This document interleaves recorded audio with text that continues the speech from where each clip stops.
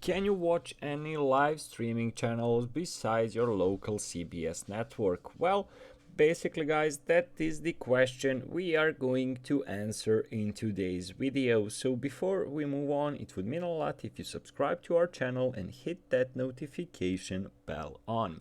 So without any further ado, let's go straight to answering these questions. So, can you watch any live streaming channels other than your local CBS station?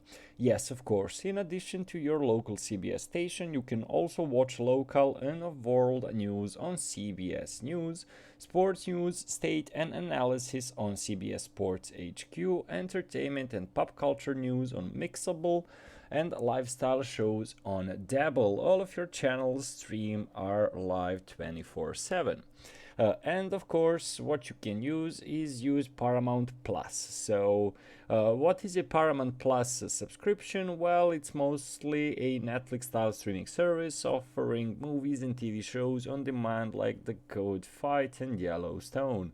The premium plan of Paramount Plus gives you access to live TV from CBS local channels, news, sports, ET Live, and some live sporting events like NFL on CBS Live.